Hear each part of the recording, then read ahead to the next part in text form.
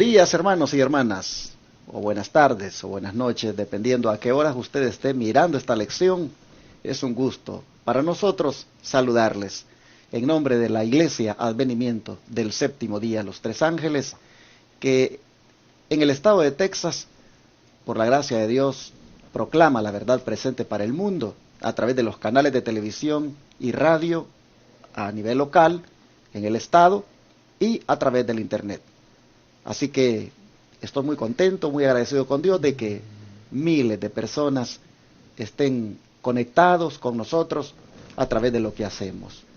Agradezco a Dios sinceramente que el mensaje nos una. Recuerden, hermanos y hermanas, que el mensaje de la verdad presente no es marca registrada de ninguna iglesia.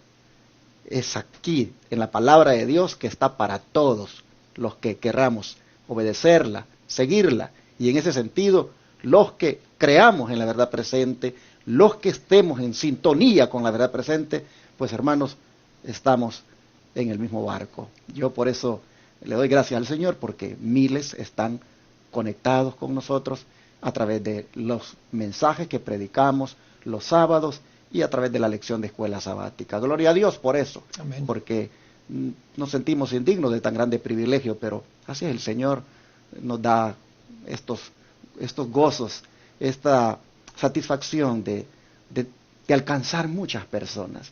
Por eso le doy a usted una cordial bienvenida con mucho gozo y alegría en este día. Hermano Carmelo, bienvenido, buenos días. Buenos días, pastor, buenos días a nuestra teleaudiencia, a nuestros radioyentes, ¿verdad? Que este día, lunes, ¿verdad? Podamos disfrutarlo pleno, tanto físico como espiritualmente, al estudiar esta palabra, ¿verdad? De la lección de esta semana, que va a ser de gran bendición, y como lo ha sido para nosotros, que sea de ustedes también. Hermano Tony, bienvenido. También, gracias, pastor, y gracias a ustedes nuevamente que nos escuchan, que reciban una gran bendición a través de la escuela sabática, y otra vez oren por todo aquel, por nosotros o por el que venga aquí a compartir la palabra. Amén. Porque invocamos la presencia del Espíritu Santo, que no seamos nosotros nada más vamos a leer lo que dice la palabra de Dios y tratar de comunicarla de acuerdo a cómo nos inspira el Espíritu Santo. Amén. Gloria a Dios. Vamos a orar, hermano Carmelo. ¿Quiere orar? Con todo gusto. Padre nuestro que estás en los cielos, santificado sea su nombre. Amén. Aquí estamos dándole las gracias, Señor, por un día más de vida que nos da y una oportunidad más también de seguir aprendiendo de su palabra. Señor, rogamos por su Santo Espíritu que sea el que dirija esta lección, dirija nuestros corazones y dirija los corazones de nuestros televidentes, de nuestros radiodientes, y también dirija, Señor, que el equipo de transmisión pueda ser, Señor, de acuerdo a su voluntad. Amén. Acompáñenos pues, y gracias porque nos ama, gracias porque sigue trabajando con nosotros. Amén. En Jesús lo pedimos y agradecemos todo. Amén. Amén. Este día la lección prácticamente es una continuación del tema de ayer, pues en relación con el reino de Cristo, Cristo nos está diciendo de lo que sucede con el Rey, de lo que sucede con el Mesías, con el Salvador. Bajo el título Revelando el futuro a los discípulos, ¿cómo reveló, hermano Tony, claramente Jesús el futuro a sus discípulos? Sí, vamos a leer en Marcos capítulo 8, versículo 31 y capítulo 9, versículo 31. Dice así la palabra del Señor.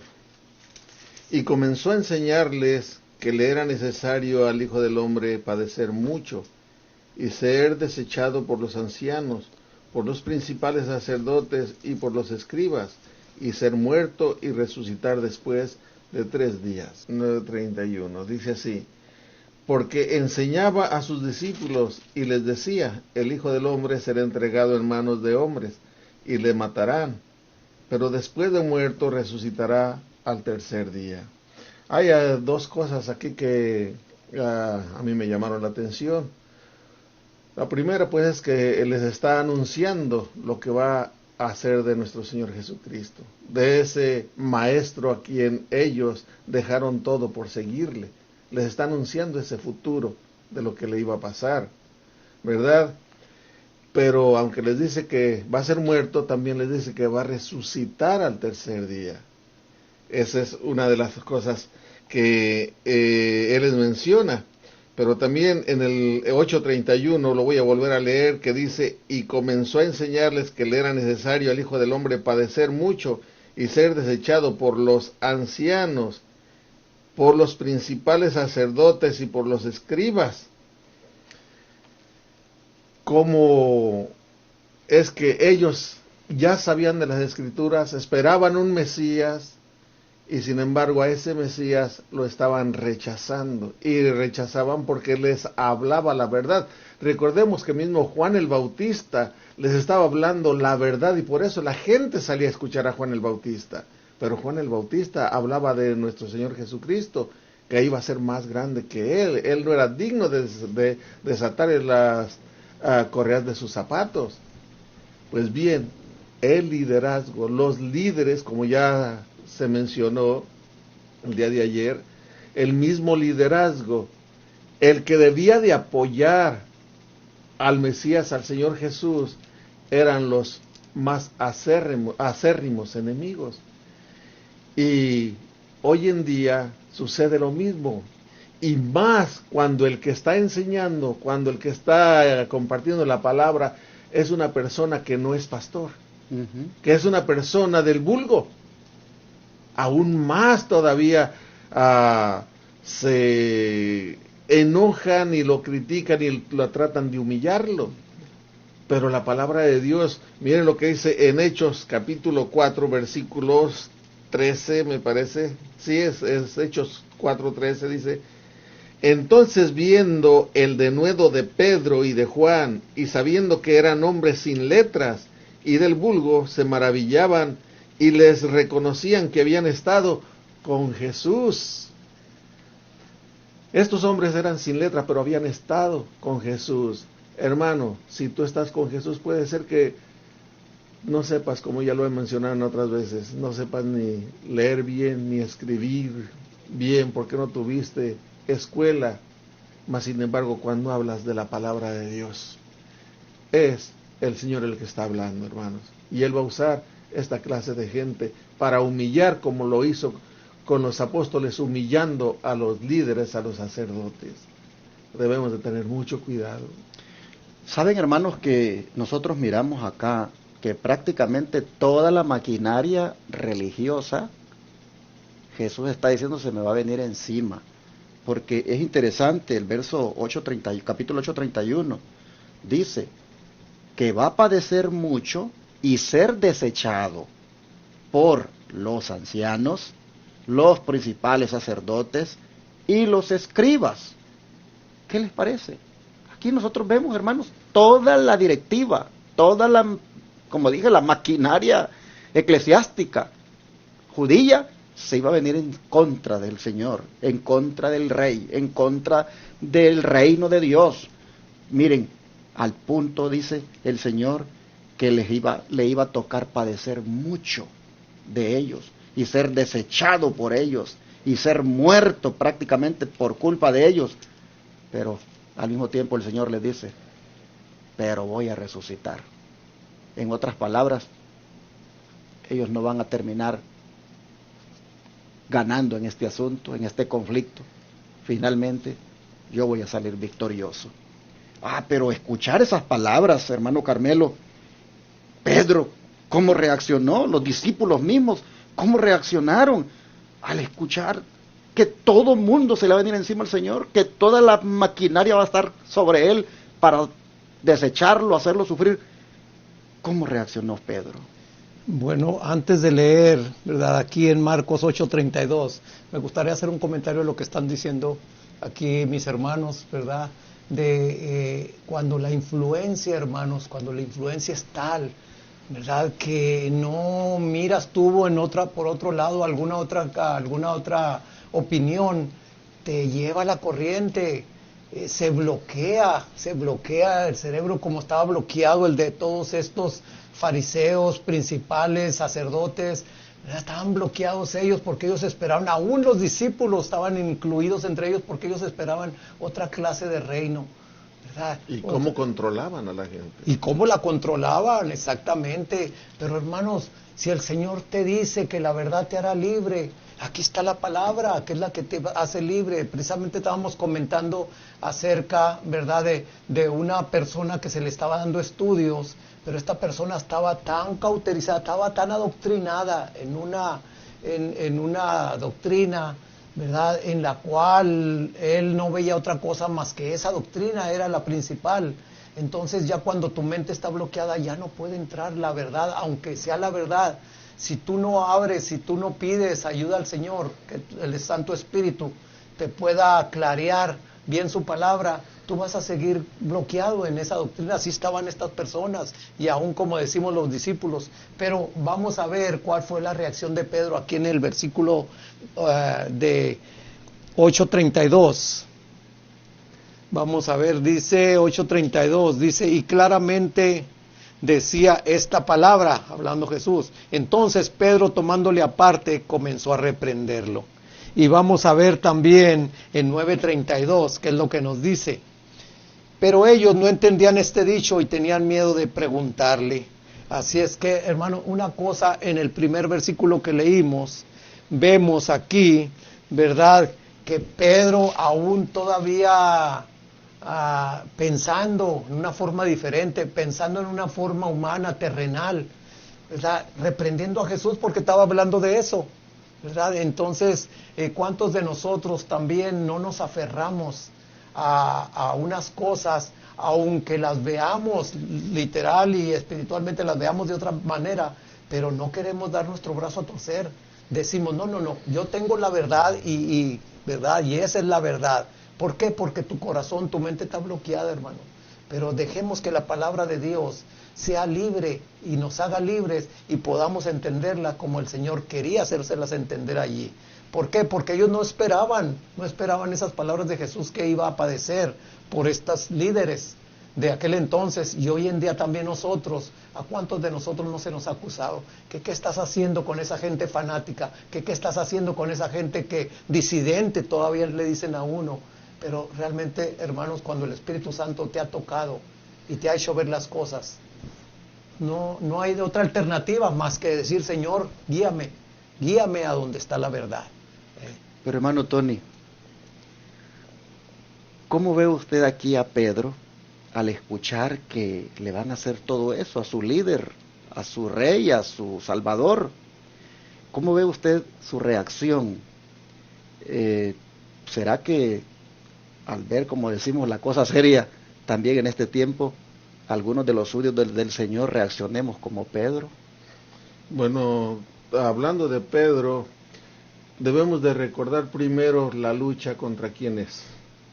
No es uno contra el otro, no es mí contra usted, ni usted contra... No, la lucha es contra el enemigo. Y lo que aquí se percibe es que el Señor Jesús, el que todo lo sabía ya desde entonces, les estaba adelantando lo que iba a pasar. Pero Pedro dice que lo empieza a reprender. Lo empieza a desanimar. ¿Qué vas a hacer allá? Si te querían matar ya cuando estuviste allá y vas otra vez para allá. O sea que vemos ahí ya no las palabras de Pedro por amor a Cristo Jesús, sino el enemigo tratando de desanimar al Señor Jesús para que no fuera a donde ya estaba determinado que debería de ir, porque ya estaba escrito lo que Cristo Jesús iba a padecer por nosotros, por manos de los escribas y fariseos. Pero Pedro se sintió con suficiente capacidad, o no sabría yo explicarlo, pero como que él tenía la razón o el derecho hasta para reconvenir a su maestro, para reprenderle y decirle, no vayas. O sea, yo aquí veo la mano de Satanás queriendo estorbar a lo que el Señor había venido a hacer. Hermanos y hermanas, hay veces cuando nosotros también, cuando ya miramos el asunto que viene serio, hermanos, a veces reaccionamos como Pedro, que ya no queremos entrarle y ya queremos ver de qué manera, bajo la palabra prudencia, ya mejor le bajamos un poquito a la intensidad con la cual estamos llevando adelante la obra. Y por ahí, hermanos, pues venimos y paramos la obra. Miren ustedes a Pedro. Cuando él escucha que su líder va a morir, que su Salvador va a morir, que su Mesías va a morir, Pedro no lo puede aceptar. Pedro no puede entender de que este reino tenga que ver con esto, con que su rey muera. ¿Qué clase de reino es este? Si de eso se trata, le dice a Jesús, mira, entonces no sigas adelante, no vayas aquí, trata de conforme supuestamente hacerlo, de disuadir al Señor.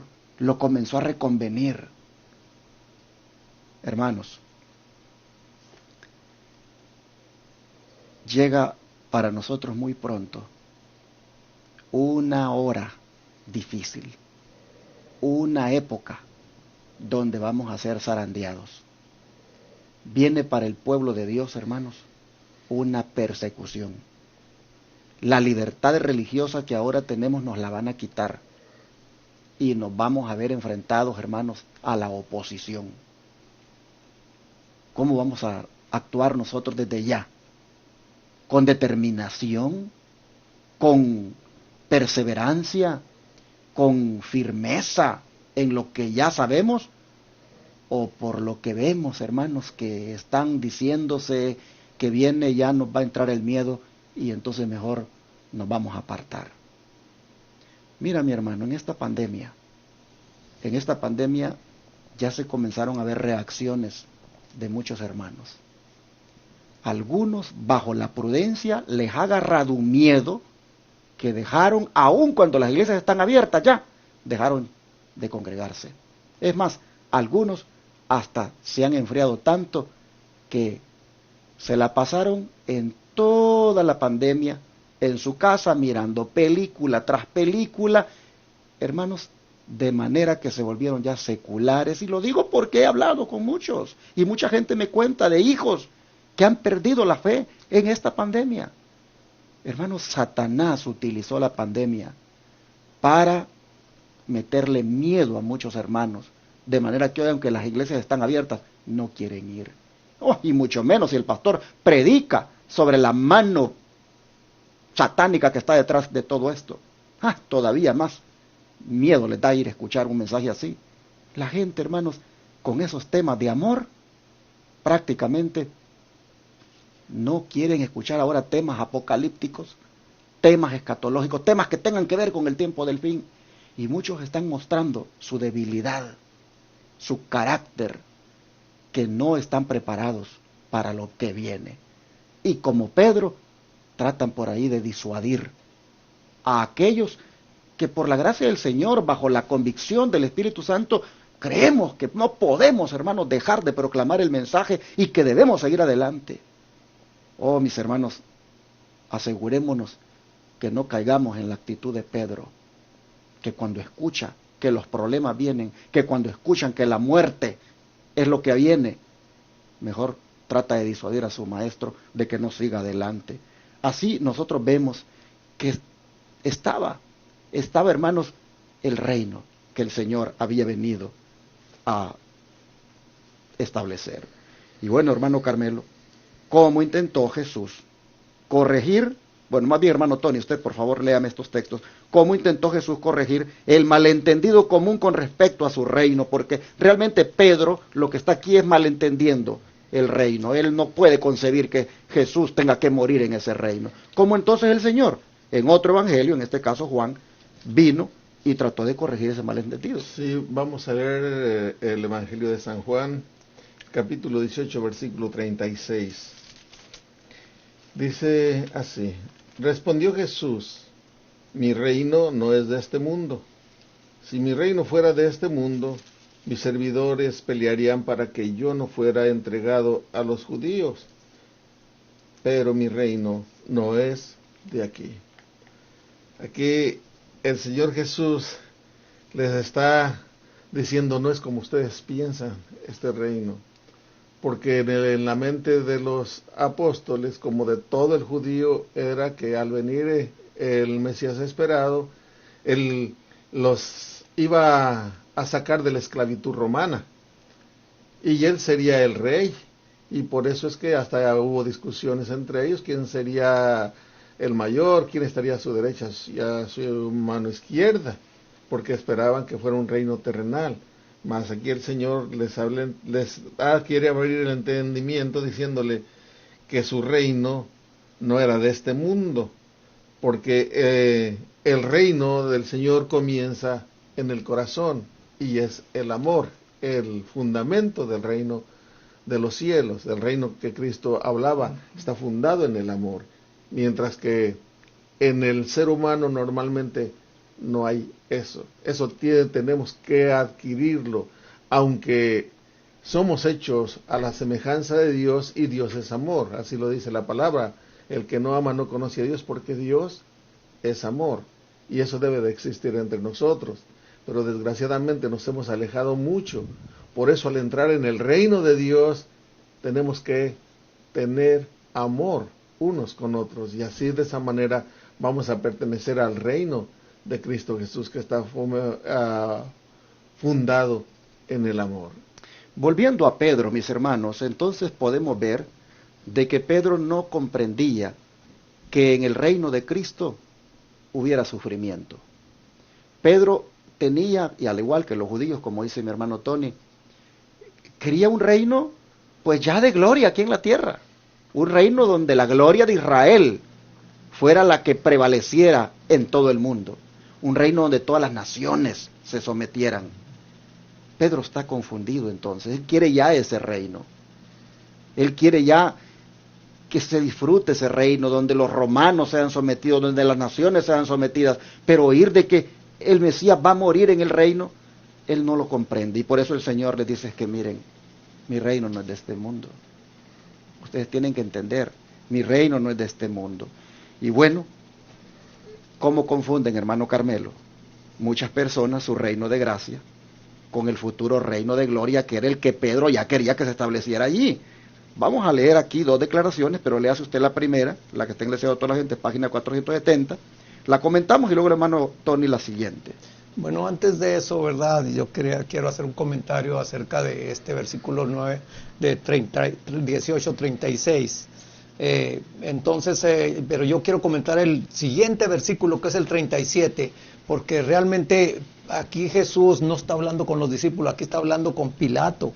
Pilato le habían llevado a Jesús, ¿verdad?, con la acusación de que se hacía llamar rey de los judíos. Entonces Pilato le dijo, entonces tú eres rey, Entonces, ¿qué le dice en el 37 Jesús? Dice, Pilato entonces le dijo, ¿acaso tú eres rey? Jesús le respondió, tú dices que yo soy rey, yo para esto he nacido y para esto he venido al mundo, para dar testimonio de la verdad. Y todo aquel que es de la verdad, oye mi voz. Hermano, esa pregunta no deberíamos de hacernos nosotros también. ¿Nosotros somos de la verdad? Si somos de la verdad, entonces tenemos que seguir las pisadas de Jesús en todo, como hemos dicho en lecciones anteriores, ¿verdad? Empezando por el ejemplo que el Señor Jesús nos dio, para poder ser también de ese reino, que es el reino de la verdad. Ahora sí vamos a leer un poquito aquí El deseo de todas las gentes, página 470, este comentario que hace la sierva del Señor. Hoy hay en el mundo religioso multitudes que creen estar trabajando para el establecimiento del reino de Cristo como dominio temporal y terrenal. Desean hacer de nuestro Señor el rey de los reinos de este mundo, el gobernante de sus tribunales y campamentos, de sus asambleas legislativas, sus palacios y plazas. Esperan que reine por medio de promulgaciones legales impuestas por autoridad humana. Como Cristo no está aquí en persona, ellos mismos quieren obrar en su lugar, ejecutando las leyes de su reino. El establecimiento de un reino tal es lo que los judíos deseaban en los días de Cristo. Habrían recibido a Jesús si él hubiese estado dispuesto a establecer un dominio temporal, a imponer lo que consideraban como leyes de Dios y hacerlos los expositores de su voluntad y los agentes de su autoridad. Pero él dijo, mi reino no es de este mundo. como lo leímos, ¿verdad? En San Juan 18:36. No quiso aceptar el trono terrenal. Y hermanos, ¿cuántos de nosotros no estamos forzando, como los discípulos, como los fariseos, a que el reino de Jesús, como mucha gente lo cree, que va a ser aquí, terrenal, ¿verdad? Nosotros creemos, hermanos, realmente que antes, como dije antes de la cruz, ¿verdad? Antes de la corona viene la cruz. Así es que nosotros también podemos ver aquí como dijo él, mi reino no es de este mundo.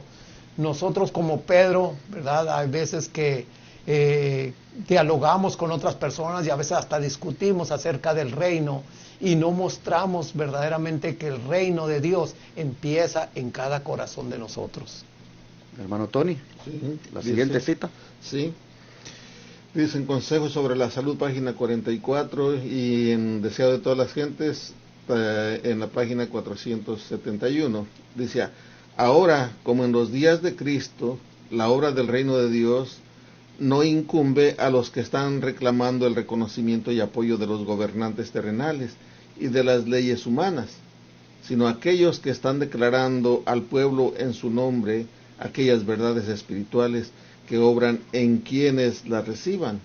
La experiencia de Pablo: con Cristo estoy juntamente crucificado, y vivo, no ya yo, mas vive Cristo en mí. Amén. De acuerdo a Gálatas capítulo 2, versículo 20.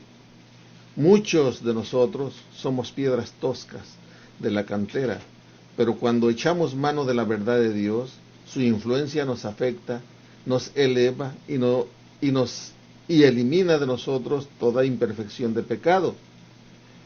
Toda imperfección y pecado, cualquiera que sea su naturaleza. Así quedamos preparados para ver al Rey en su hermosura y unirnos finalmente con los ángeles puros y santos en el reino de la gloria.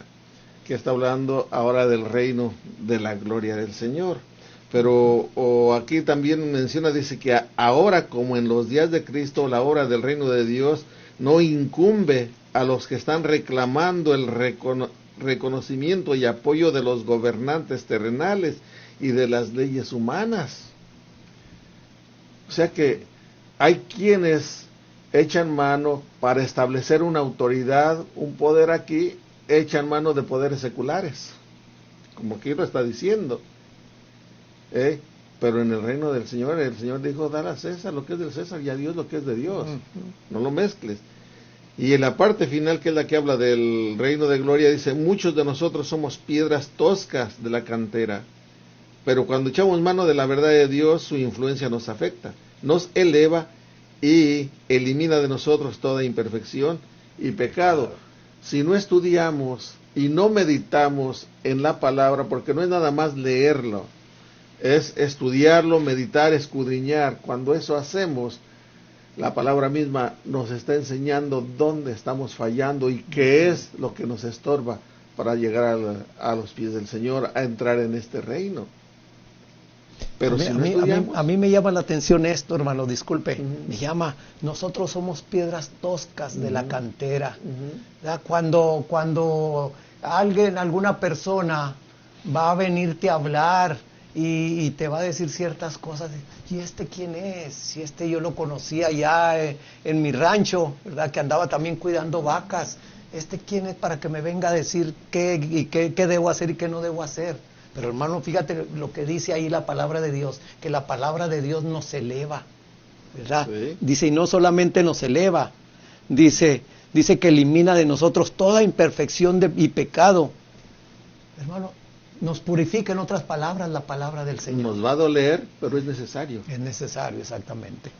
Quisiera llamar su atención a la declaración primera que se leyó, donde la sierva del Señor dice que hoy en día, en el mundo religioso, multitudes que creen estar trabajando para el establecimiento del reino de Cristo como dominio temporal y terrenal, desean hacer de nuestro Señor el rey de los reinos de este mundo, el gobernante de sus tribunales y campamentos, de sus asambleas legislativas, sus palacios y plazas. Y desean que reine por medio de promulgaciones legales impuestas por autoridad humana. como Cristo no está aquí en persona, ellos mismos quieren obrar en su lugar, ejecutando las leyes de su reino. ¿Por qué quiero llamar la atención de esto? Porque hay una tendencia en pastores evangélicos en estos días de andarse aliando con los presidentes de turno en sus países y buscando que desde allí se ejecuten algunas disposiciones para gobernar desde el punto de vista espiritual. Es decir, hay, hermanos, una tendencia, y especialmente aquí en Estados Unidos, de querer que la iglesia y el Estado se junten. Lo hemos visto con el presidente que ha tenido Donald Trump. Nosotros hemos mirado cómo los evangélicos se han plegado con él y han estado constantemente buscando de que, en cierta manera, su presidencia esté como de alguna forma guiada espiritualmente por sus consejos. Y esto, hermanos, es un peligro, porque sabemos que aquí en Estados Unidos se va a imponer, por profecías dadas a la sierva del Señor Elena White, se va a imponer una ley llamada la ley dominical.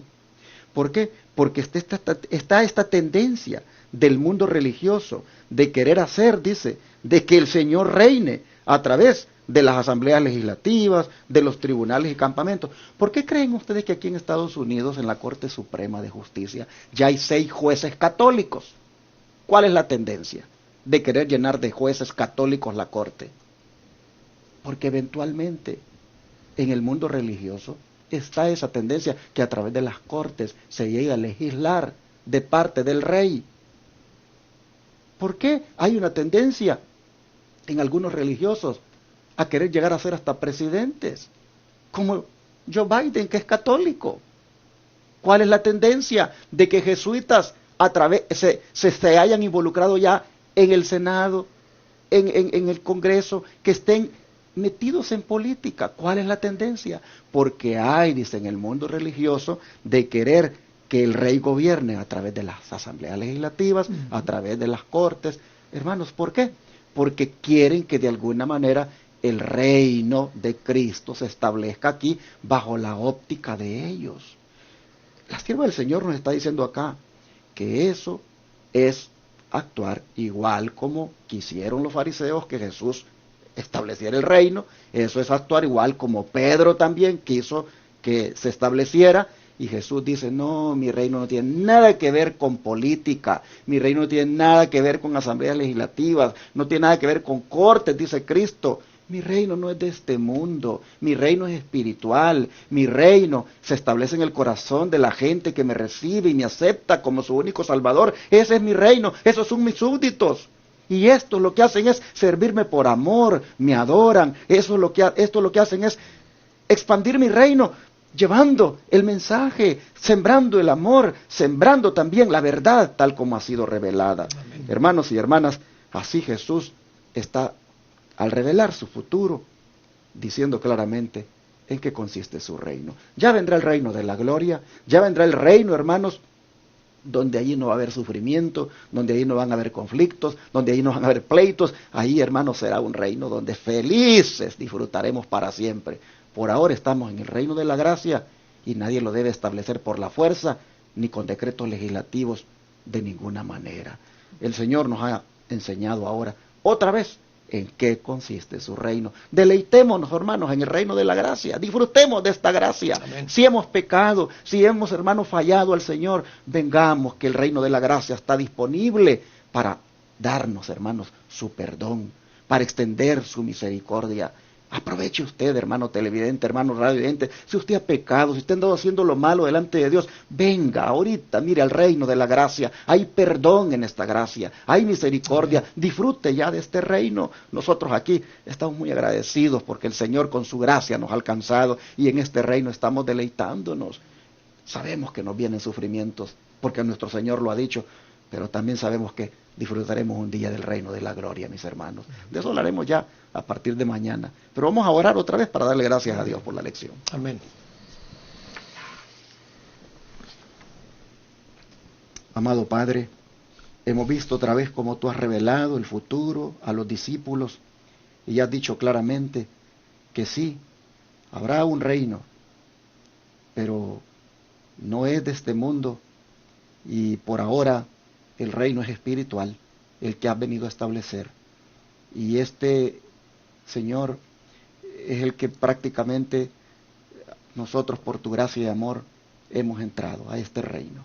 Así que queremos pedirte que nos mantengamos en él, Sí, que la gracia tuya, Señor, nos siga alcanzando y que por tu gracia y por tu amor podamos mantenernos en este reino. sí, Señor. Señor, ayúdanos a entender que tu reino es espiritual y siempre, Padre, dejarte a ti que tomes el control de las cosas.